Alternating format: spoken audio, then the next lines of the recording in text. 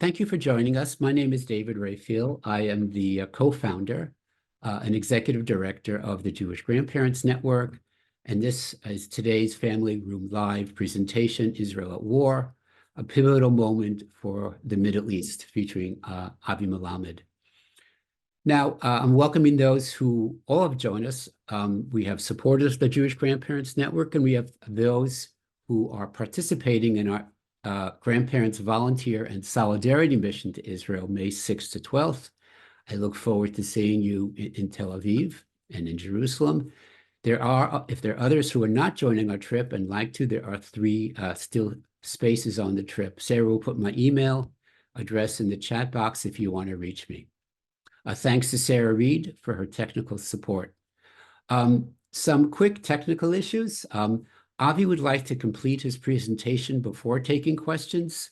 Therefore, if during his presentations you have questions or thoughts you'd like to share, please put them in the chat box. We'll record them and we'll give as many people as possible the opportunity to share their questions. Please make sure we know who you are when you submit your question or thought.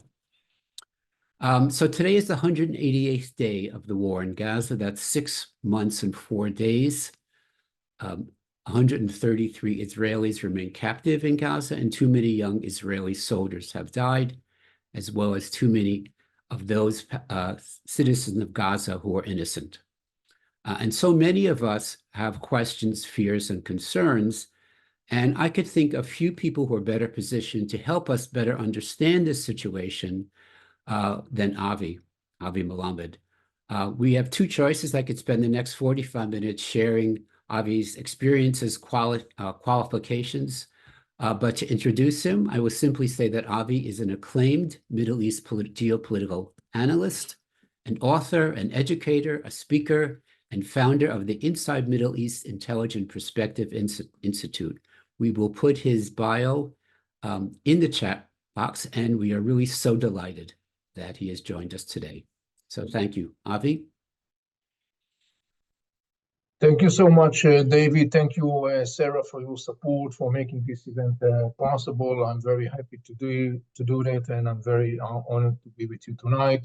Let us just get to the night presentation. We're going to talk about the war from a geostrategic perspectives. In front of you, you could see the agenda of our session tonight, starting with some short introduction talking about Gaza. You see in front of you a three-dimensional map of Israel, sort of three-dimensional map of Israel. The bright areas that you see to the right-hand side, the West Bank, and to the left-hand side, Gaza Strip, are not part of Israel. They are what is known as the Palestinian territories. The West Bank, to the right-hand side, some people call it Judea and Samaria, some people call it the Palestinian territories. You are welcome to choose whatever definition you want. I'm using the West Bank because it's an internationally recognized term. To the left-hand side, you see Gaza Strip, a small strip, 8 by 20 miles, populated by some 2 million Palestinians. Some short milestones in contemporary history of Gaza Strip in our times. 1948 to 1967, Gaza Strip was ruled by Egypt. It was not annexed to Egypt, but it was ruled by Egypt. Following the 67 war, Israel occupied Gaza Strip, and Israel ruled Gaza Strip until 2005. During that period of time, almost 40 years, Israeli government established communities in Gaza Strip. Some people call them settlements, others will call them communities. 21 communities / settlements with some 10,000 Israeli citizens that lived in those communities in Gaza Strip and were secured by the Israeli Defense Forces during that period of time. In 2005, Israeli government passed a law called disengagement law, and based upon that law, Israel withdrew from Gaza Strip, totally dismantling all the communities, settlements in Gaza Strip, evacuating all the Israelis who lived in Gaza Strip and position them in Israel, and also, of course, evacuating all the Israeli military forces that used to be present in Gaza Strip. Parallel to that, Israel handed control over Gaza Strip to the Palestinian Authority. The Palestinian Authority is an entity that was established following the Israeli PLO agreement from 1993, rather known as the Oslo Accords. Following that agreement, the Palestinian Authority has been formally established, formally recognized by the international community as the representative of the Palestinian people.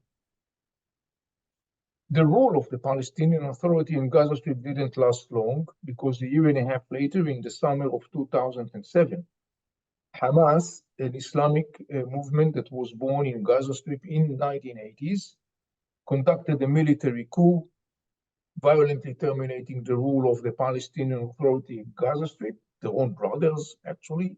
And since 2007, Hamas has been ruling the Gaza Strip. Now, when we are talking about the situation on the ground today, trying to understand the ins and outs of what happens in Gaza Strip, we all, of course, familiar with what happened on October 7. I don't think there is a need to elaborate on that.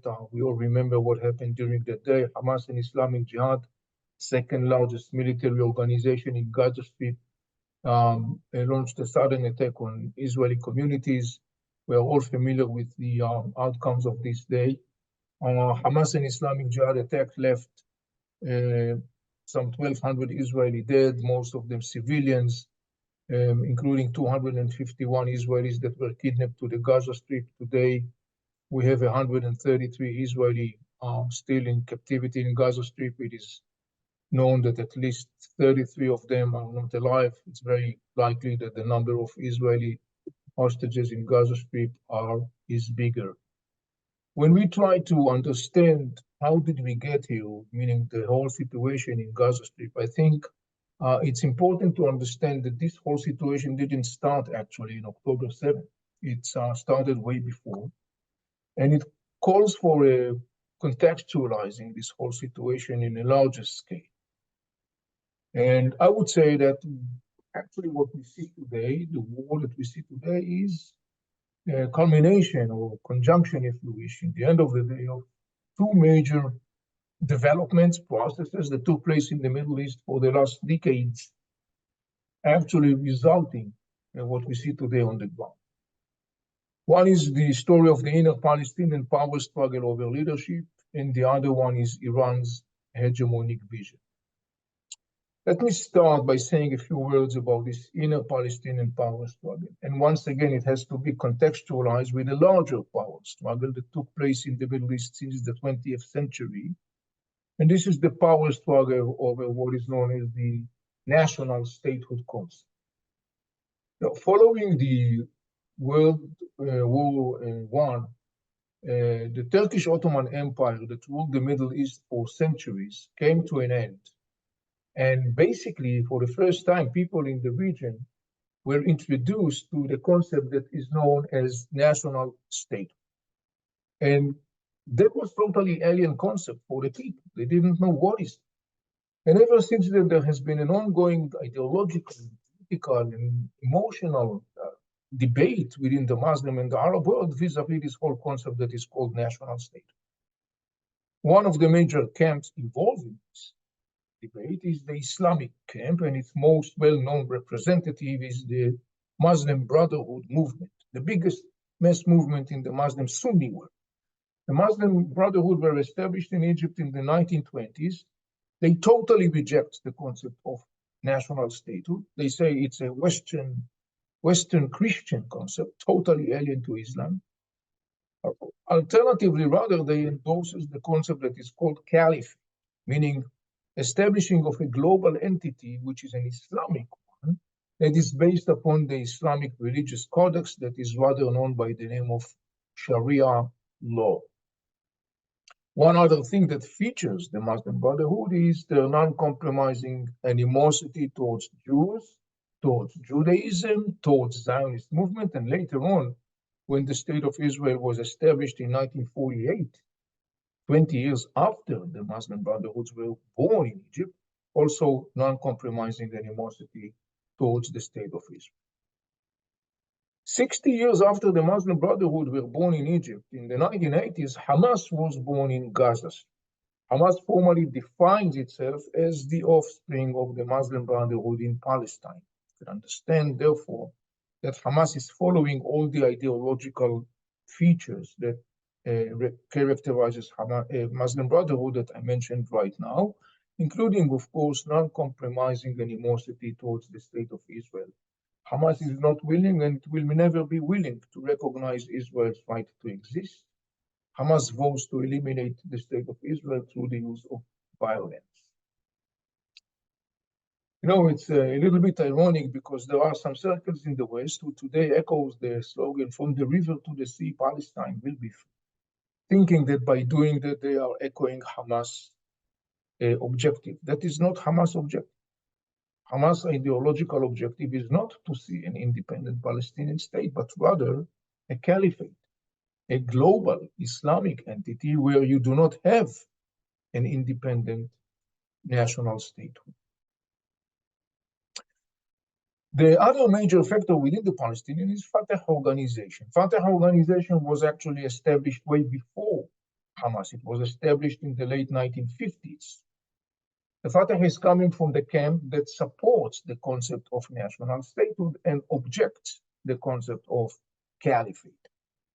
Differently from Hamas, who vows to establish a caliphate that will be based upon the Islamic religious codex, the Sharia law, Fatah says, no, we think that an independent Palestinian state should be established and it should be guided and ruled according to a parliamentary-based legislation, not an Islamic religious.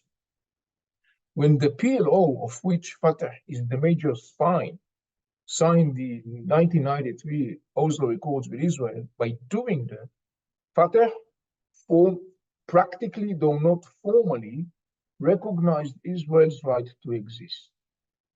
So right there, you see there are two major Palestinian factors. Obviously, there are others, but these are the two bigger ones. And they are fighting over leadership of the Palestinian people. The ideological, narrative, political gaps between the sides are deep to the point they are almost non-bridgeable. And the rift between the two and the power struggle between those two further escalated following the violent takeover of Hamas on Gaza Strip in 2007, when Hamas violently terminated the rule of the Palestinian Authority in Gaza Strip. Hundreds of Palestinians were killed in the clashes between Hamas and Fatah in Gaza Strip in 2007. In fact, all of the attempts of Muslim leaders since 2007 to reconcile Fatah and Hamas, all those attempts failed. So this is one major process, the story of the inner Palestinian power struggle over leadership, which is connected to a larger power struggle, and that is the power struggle in the Arab and the Muslim world vis-a-vis the whole issue of the concept of national statehood. The other thing is the story of the Iranian hegemonic region and vision, and once again, I want to contextualize. You cannot understand the Middle East without understanding two major axes of power struggle that shapes the Middle East to its core for hundreds and hundreds of years. One is the power struggle within Islam. Islam is the major religion of most people in the Middle East since Islam emerged on the Middle East in the 7th century.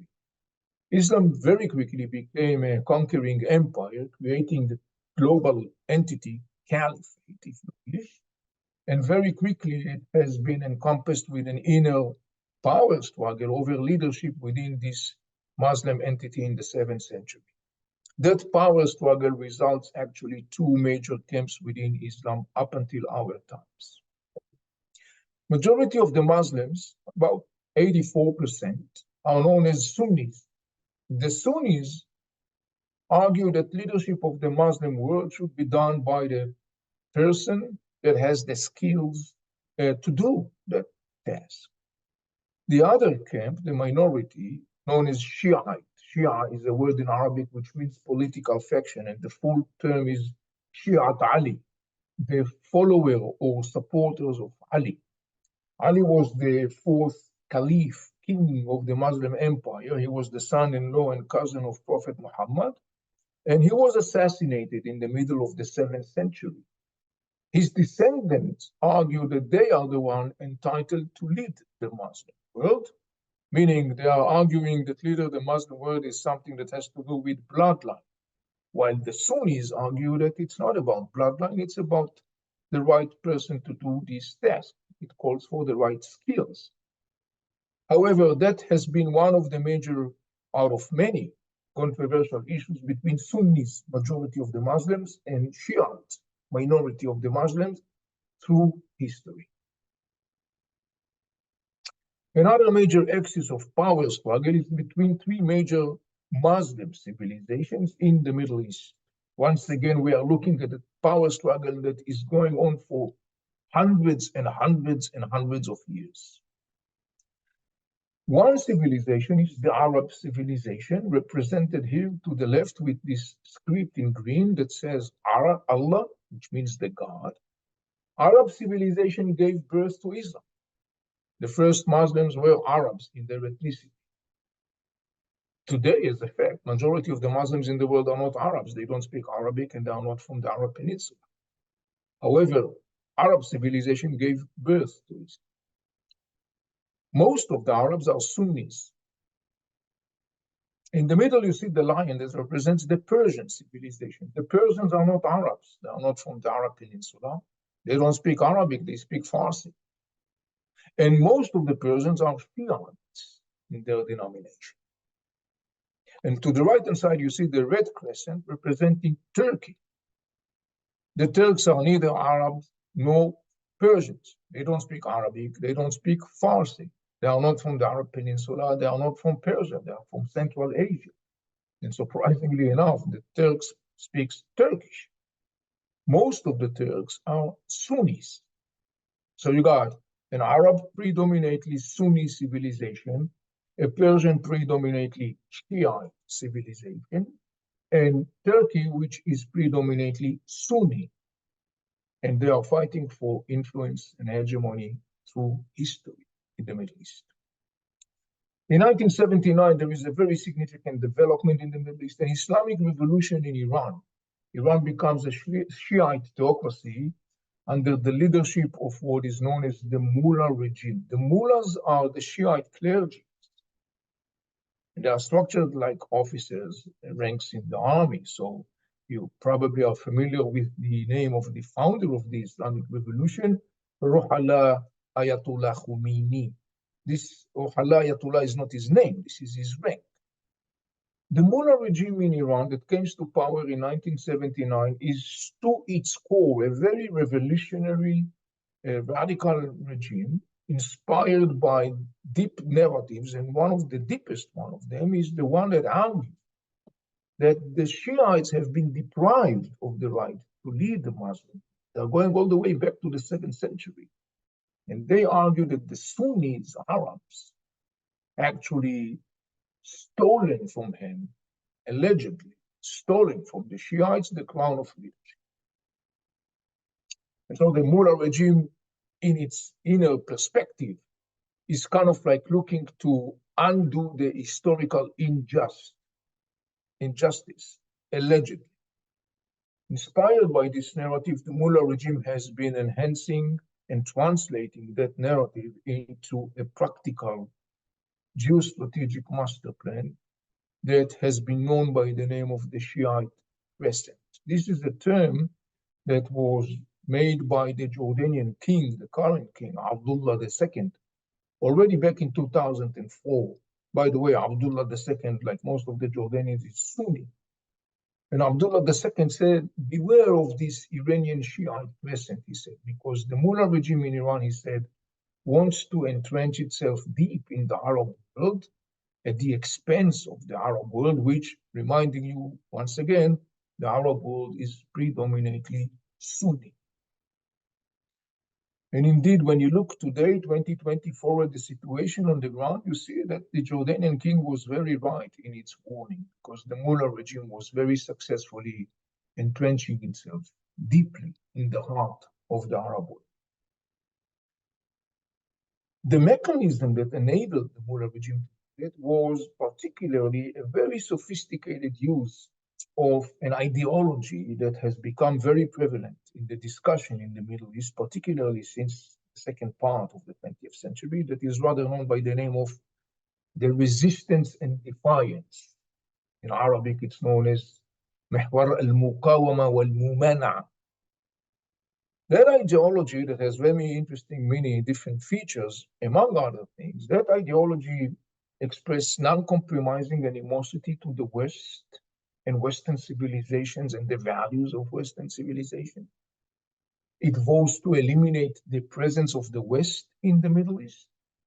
It also vows to eliminate the state of Israel because, according to that ideology, the state of Israel is an artificial entity that has been manufactured by the Western Christian powers. It has been inserted by the Christian powers in the body of the Middle East. It is not indigenous to the Middle East, and therefore it has to be outroot. Many times Israel is described among those circles of the resistance as al-kiyan al-ghasib, which means in Arabic, the rapist entity. Those features and others of the ideology of the resistance and defiance were basically channeled and funneled under the banner of liberating Palestine. This is a concept that is very much valid and vibrant and exists in the Arab discussion. As you can understand, Palestinians are part of the Arab world. The Arab world automatically sides with the Palestinians in the context of the Israeli-Palestinian conflict. The Mullah regime understood very well how appealing that concept is, and so the Mullah regime very simply marketed itself to the Arab world as the one that will spearhead the camp of resistance and the one that will lead the liberation of Palestine. By doing that, the Mullah regime was able to buy, sort of speaking, the confidence of the Arab masses. And as part of its program, the Mullah regime, allegedly in the name of liberating Palestine, has been establishing a network of armies of terror, proxies across the Middle East, and particularly entrenched within the Arab states. This network of armies of terror or proxies of the Mullah regime has become to be known by the name of the axis of resistance and defiance. محور المقاومة والممانعة. When you look at this structure of those armies of terror the Mullah regime has been establishing for the last couple of decades, you could see that on this map in front of you, how it's kind of like creates this sort of a crescent across the Middle East. There are some interesting features about those armies of terror. First, they are not based upon Iranians. They are based upon Arabs. So, for example, in an Arab state called Lebanon that borders Israel from the north, the Mullah regime has been establishing in the 1980s what is going to become its most powerful proxy, a Lebanese-based Arab organization, mostly based upon Arab Lebanese Shiites. And that organization is known as the Hezbollah, the Party of God. This is the meaning of the term Hezbollah. The Hezbollah in Lebanon is based upon Lebanese Arabs. Most of them are Shiites in their Islamic denomination. The Hezbollah in Lebanon is part and parcel of the Lebanese political system. It is part of the government. It participates in the elections. It has a representative in the parliament. At the same time, the Hezbollah in Lebanon maintain an independent military power that has been built by the Iranians. And that military power is 15 times bigger than the military power of the Lebanese army.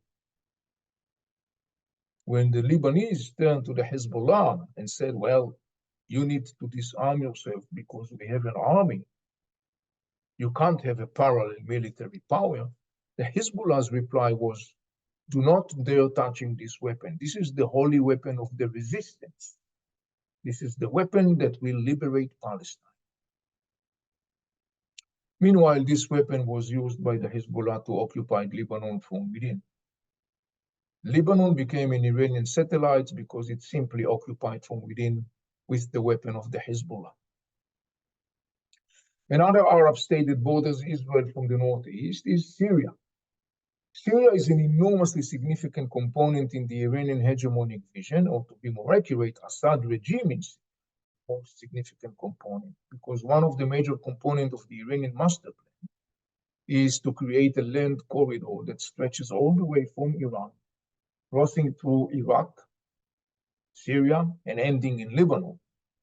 And that land of corridor is supposed to be one of the major pillars of the Iranian Shiite crescent. Assad regime in Syria, which basically is based upon a Syrian minority called Alawites. The Alawites are about 10% of the Syrian population. The Alawites are considered to be a distant branch of the Shiites.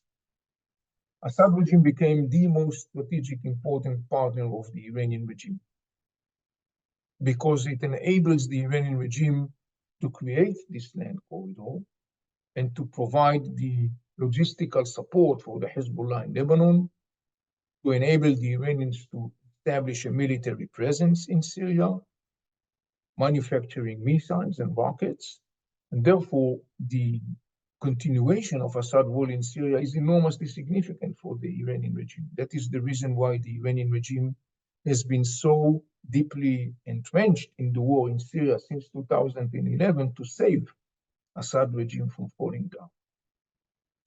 When you move eastwards from Syria, you reach to Iraq, another major Arab state. There are three major communities in Iraq. 65% of the Iraqis are Shiites. The rest are Sunnis and Kurds.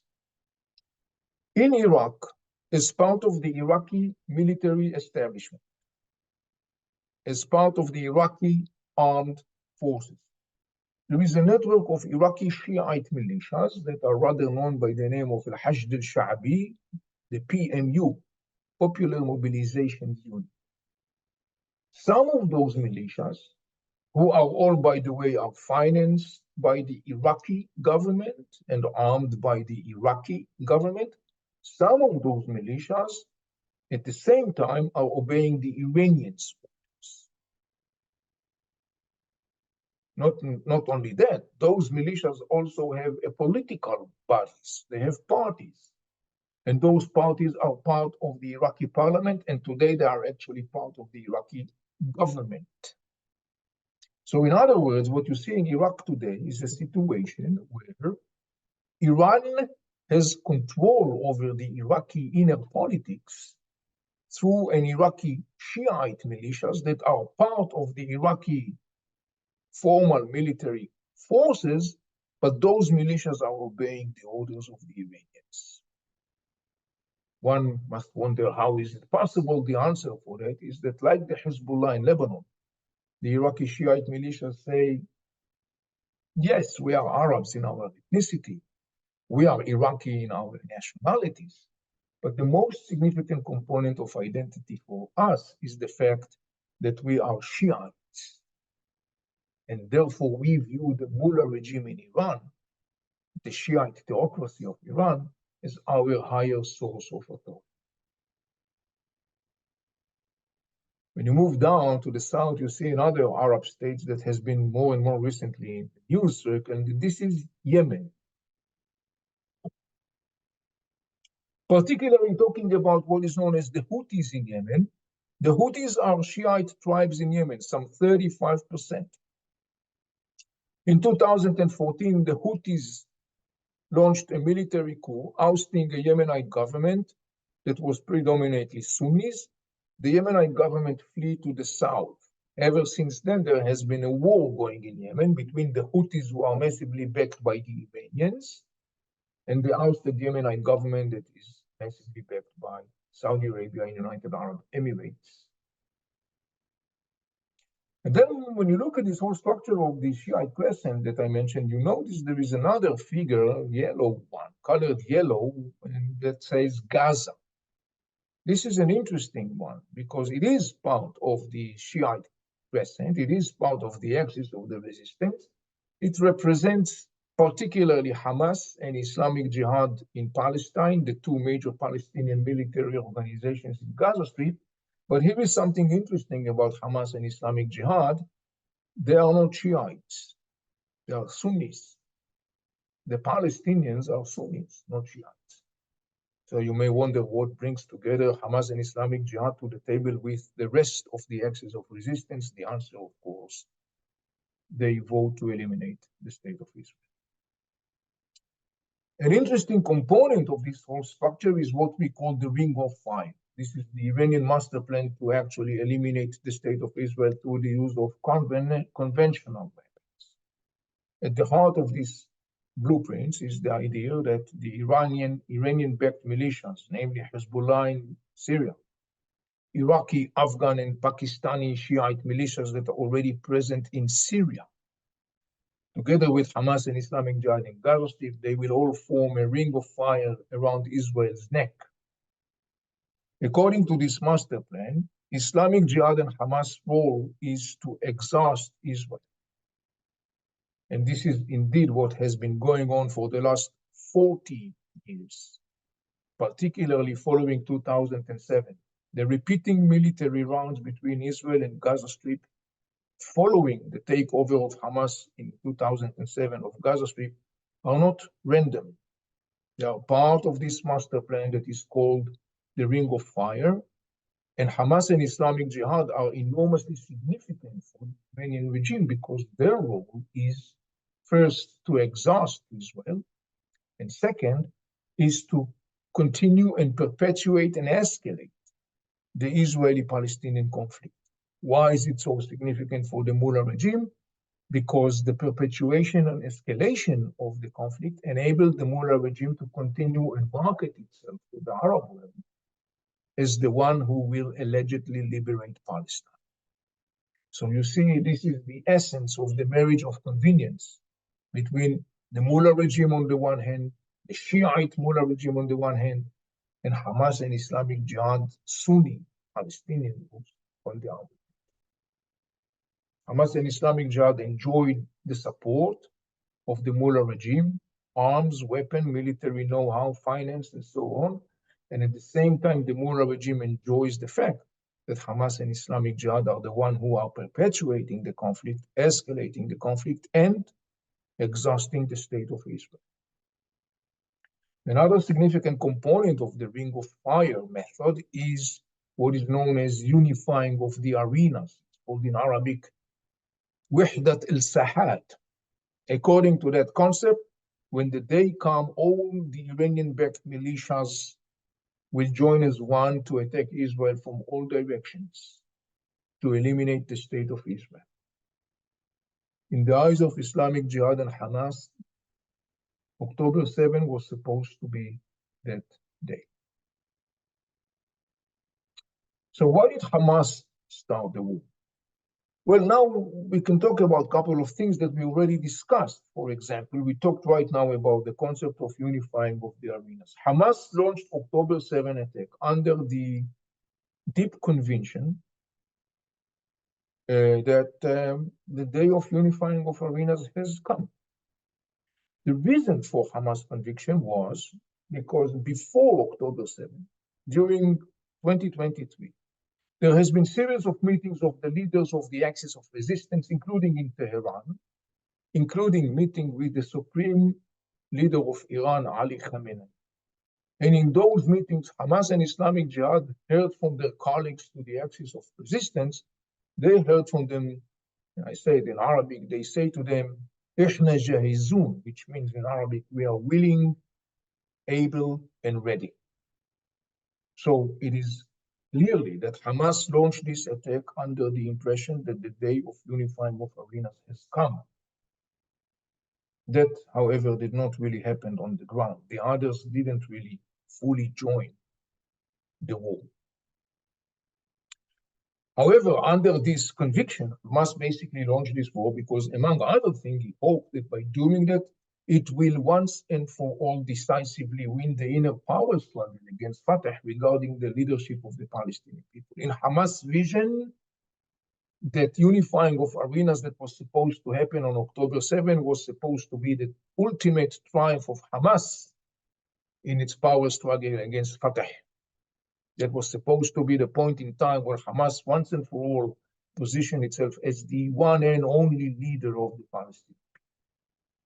Another reason for Hamas' decision was a process of normalization that took place within Israel and some Arab states. You probably remember the issue of the Abraham Accords, a set of agreements signed a couple of years ago between Israel and some major Arab states, United Arab Emirates, Bahrain, Morocco, Sudan.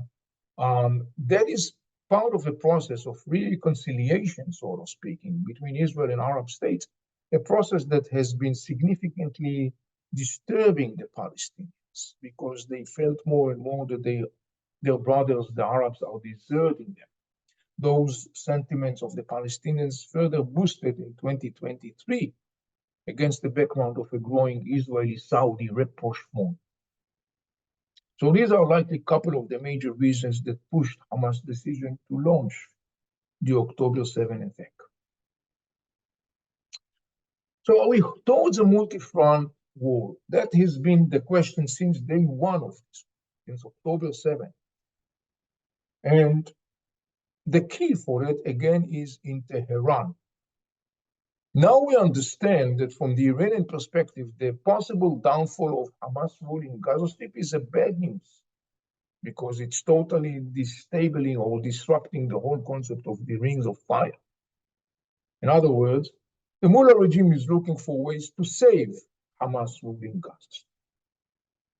However, the Mullah regime facing dilemma because in order to save Hamas, he has to either send its other proxies to a full war with Israel.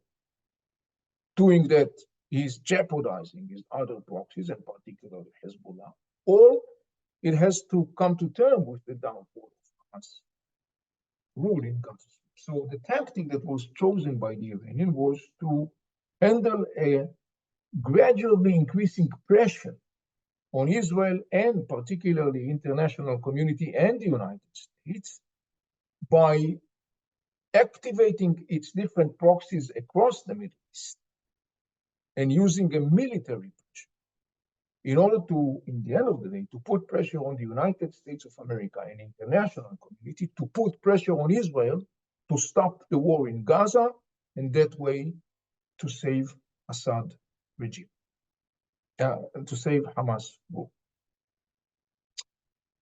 And indeed, what we witnessed since day one of the war was that there has been hundreds of attacks, more than 200 attacks of the Iraqi Shiite militias orchestrated by the Iranians against United States military presence in Syria, Iraq, and Jordan.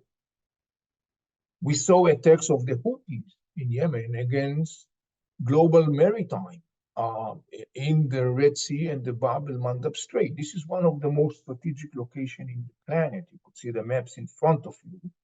You see that the Red Sea and the Bab el-Mandab Strait that is surrounded with this circle.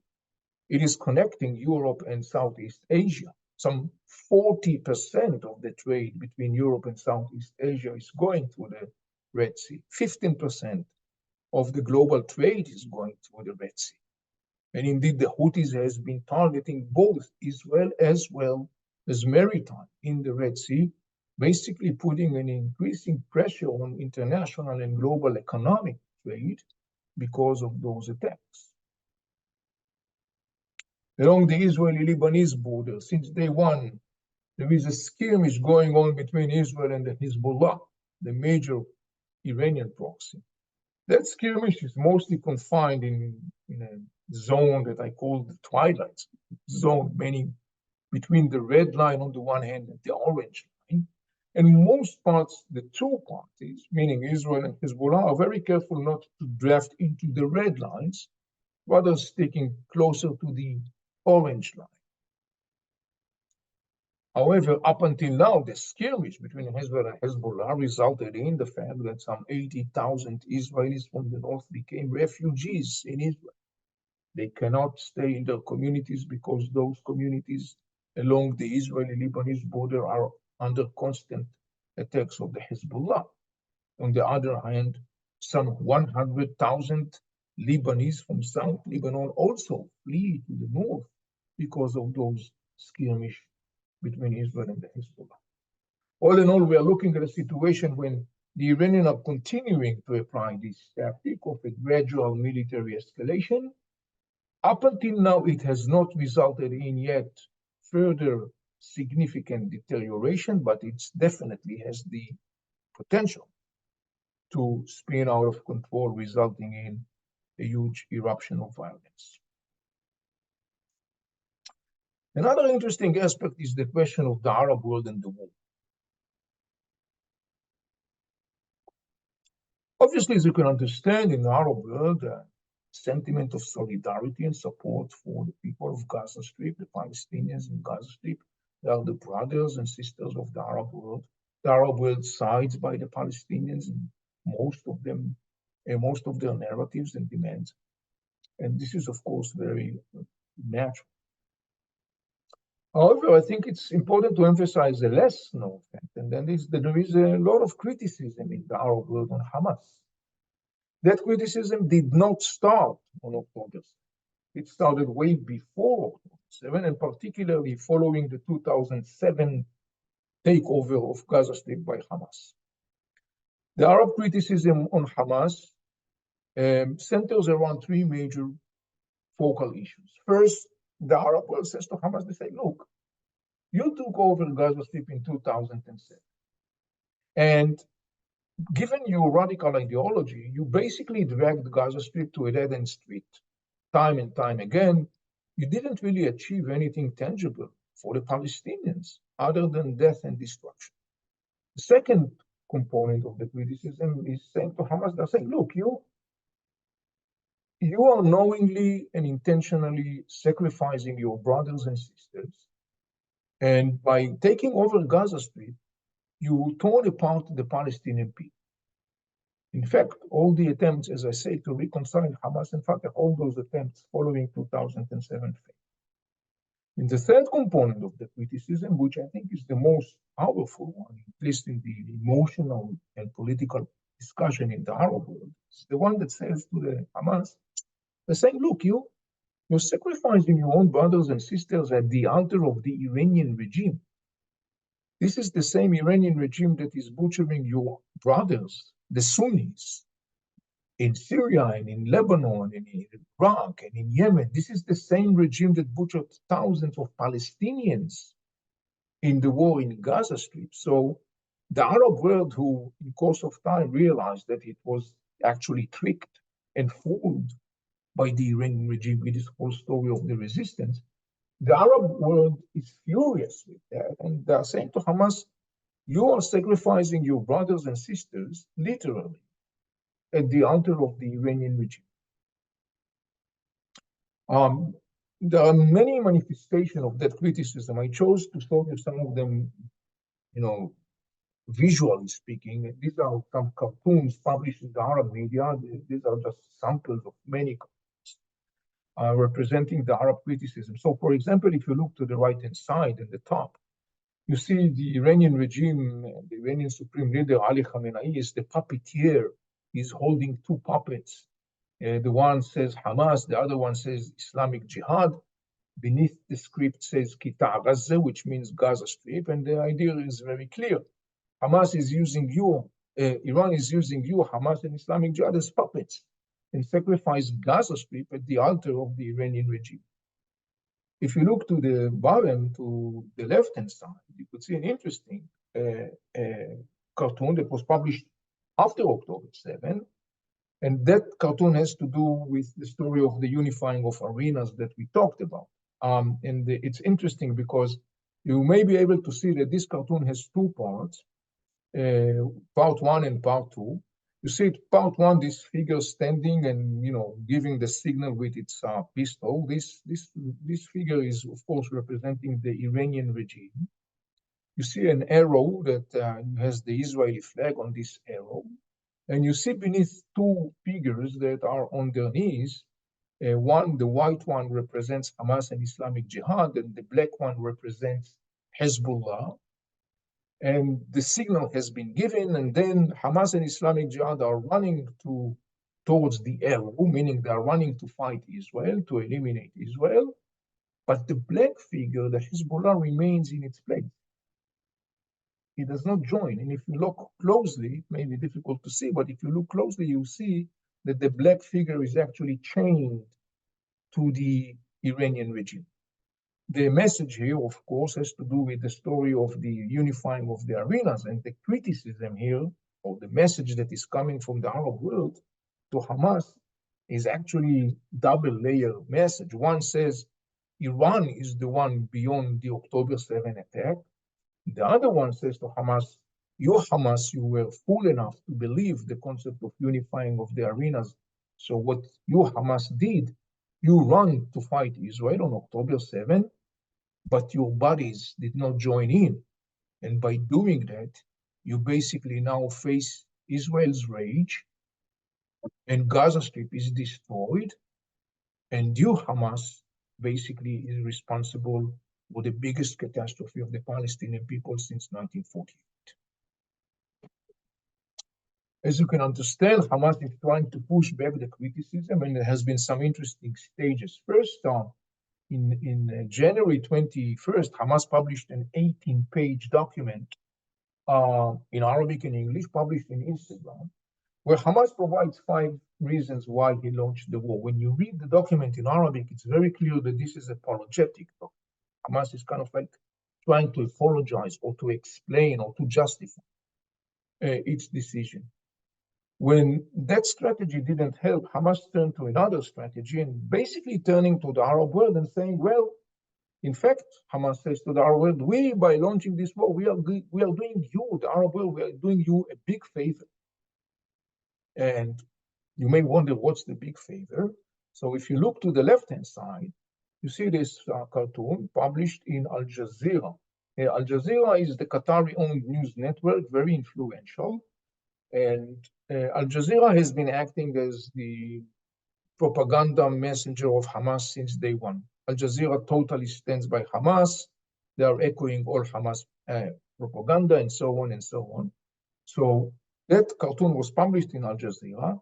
And it's interesting because when you see on the left-hand side, you see this militant that is turning to the Arab world, represented here with this figure that has a blue head and white dress. And it says in Arabic, Al-Karama al-Arabiya, which means Arab honor or Arab dignity. And the militant is offering a box with something in that box to the Arab world. That something in the box is a mustache.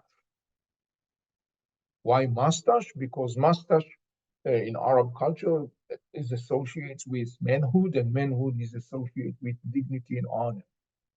In other words, the Hamas says to the Arab world, we actually are retrieving your lost honor. Then there is another sub-message in this cartoon, which is not less interesting. When you look at the militant, there is nothing about the militant that actually says Hamas.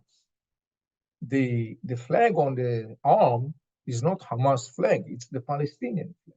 And the bandana that the militant is wearing does not say Hamas. It says the resistance. In other words, the underlying message here of Hamas is that it's not only us, Hamas, who launched that war. It's all of us, the Palestinians, who launched this war. We, Hamas, we are talking and acting on behalf of all Palestinians. Some concluding notes. Look, Hamas is not going to disappear.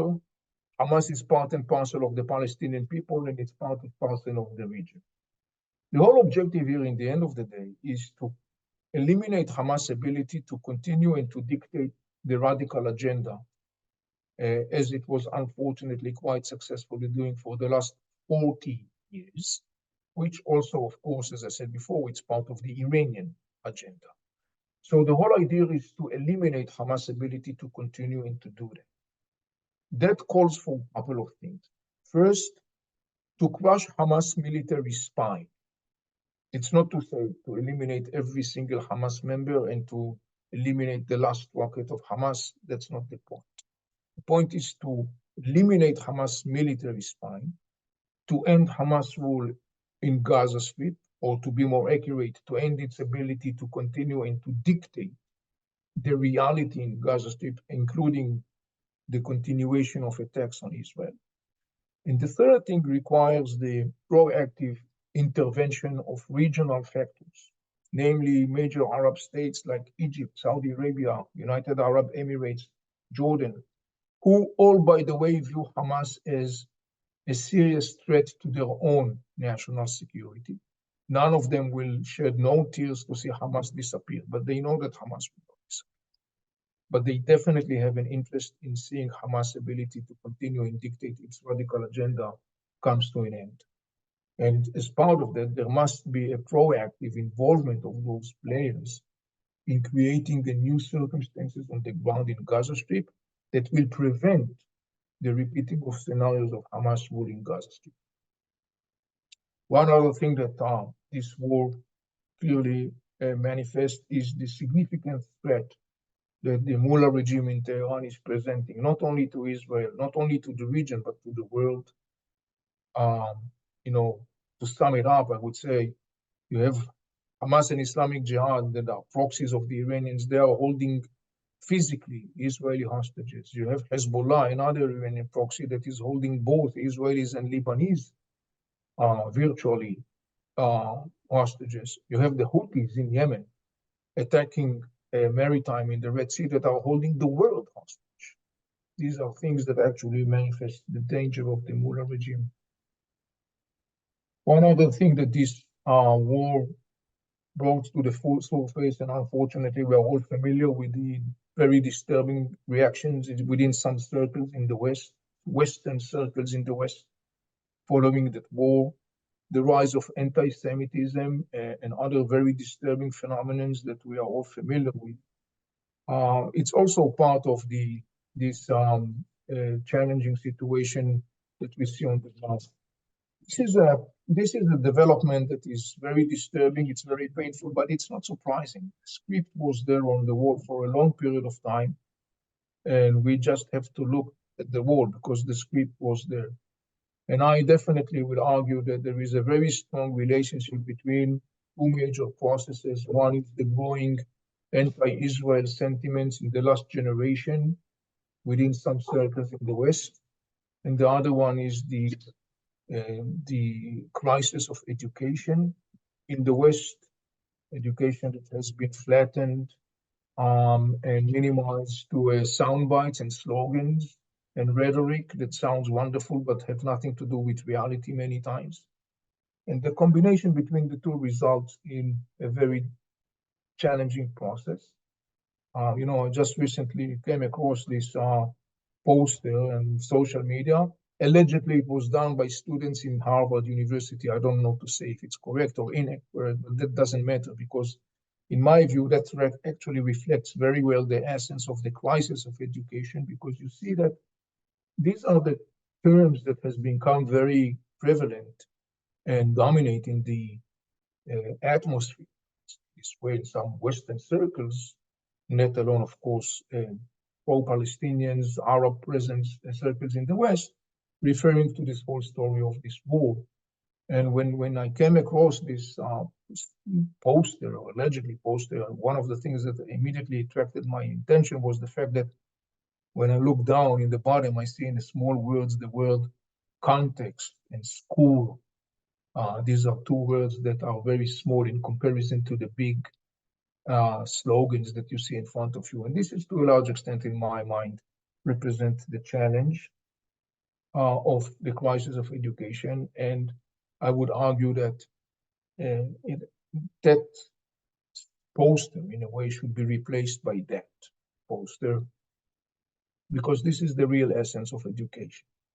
Context and critical thinking, understanding the relationship between cause and outcomes, the sequence of events, understanding a nuanced, very complex world that is not subscribed to narratives and slogans and buzzwords and theories, but it has a lot of ins and outs and many moving parts. These are the things that, in the end of the day, assemble a real education. Those are things that have been, to a large extent, pushed aside in the last generation. And one of the outcomes is, unfortunately, the increasing anti-Semitic sentiments that we all are familiar with today. Another significant bitter fruit of that is that it has been significantly damaging the fabric of the society. because these are the components from which a healthy functioning society is built upon. When you take out these components, these are the cornerstones, the whole structure falls apart. And to a large extent, I think that what we see today is that there is a growing polarization because of the fact that the discussion became a narrative, emotionally based discussion, if I can use this term, rather than being based upon a constant pursuit of knowledge, critical thinking, context, and nuance. At this point, ladies and gentlemen, I'm concluding my presentation and opening this session to your questions. Wonderful. So it's about, thank you, that was wonderful. It's about 2 o'clock here in the East Coast. Let's take about 10 or 15 minutes for questions if people have. I'm going to start out with a question, I guess, if I will, is that in the word cloud that you showed, nowhere neither was the word Iran. And where is the recognition on behalf of Western countries of this, in fact, the role that Iran plays? Are they recognizing it or just choosing not to engage with it? Iran's role as a destabilizer has been very well known to the Western players, to the world. But it's very clear that to a large extent, major powers, namely the Western powers, I'm less talking about Russia or China or India, who has a very close relationship with Iran anyhow. But Western powers basically chosen to deal with the Iranian challenge in a diplomatic channels. Some people say that it has been too much of a peacing approach. Some people would say that it was not enough of diplomatic channel approach or efforts. But just the same, I would say, referring to your question, it's very clear that Western powers are aware of the destabilizing role of the Mullah regime. Up until now, to a large extent, they have been very partially successful in containing that threat. Great. I'm going to ask whoever wants to unmute to ask a question, if they will. And just since it's a small group, whatever questions you have, make sure you unmute your computer first, and then please ask your question.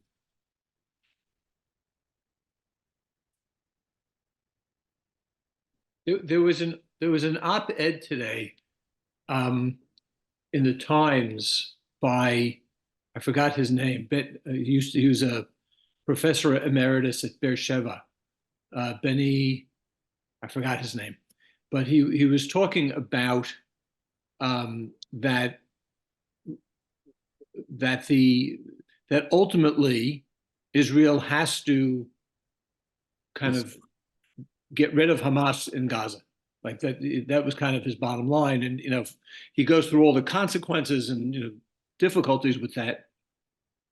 But I'm sitting here, but one of the things that I wondered about is, what does that look like? In other words, let's say Israel takes over Gaza from north to south. I mean, there are, I think he said 10 or 12,000 more Gazans, Hamas soldiers, and the heads of Hamas. I mean, I'm just like, do they flee and simply end up in Tehran or wherever? I'm just not sure what it looks like to end Hamas. Like, Yeah. Well, it goes back to what I said before. Hamas is not going to disappear. Right. Nobody is going to end Hamas, and nobody is going to eliminate Hamas. It's not relevant. It's not realistic. Hamas is part and parcel of the Palestinian people, and particularly Gaza Strip. It has to be emphasized. Gaza Strip and Hamas are intertwined. Hamas was born in Gaza Strip. Hundreds of thousands of people in Gaza Strip benefit Hamas rule. Hamas is part of Gaza. Gaza is part of Hamas. Hamas is part of the Palestinian people. The idea here, as I said before, is that the Islamic Emirate that Hamas established since 2007 in Gaza Strip, that became a launching pad for attacks on Israel as part of the bigger Iranian master plan of the Ring of Fire. That Islamic Emirate must come to an end.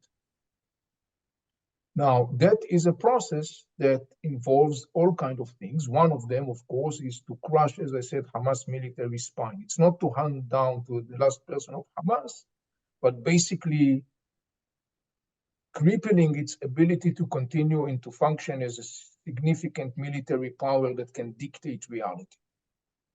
There is another element which has to do with the inner Palestinian discussion and narratives.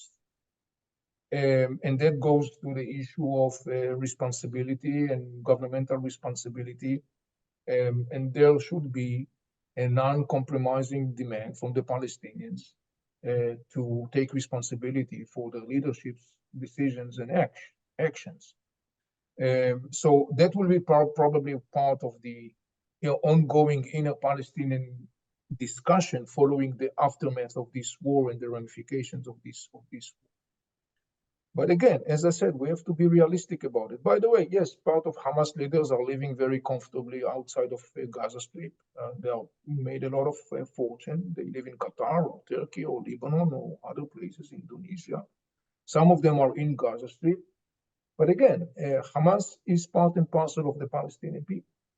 And in the end of the day, the basic question goes back to the Palestinians in the sense that actually says, do you want to continue and adopt Hamas way with all the ramifications that comes along with it, or do you not want to do that? And if not, what is your choice?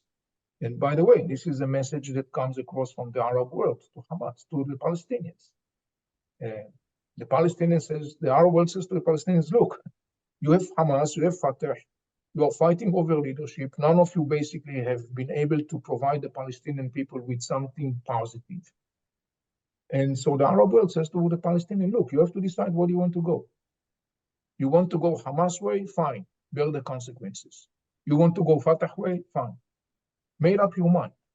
And in the end of the day, this is something that has to go back to the Palestinians.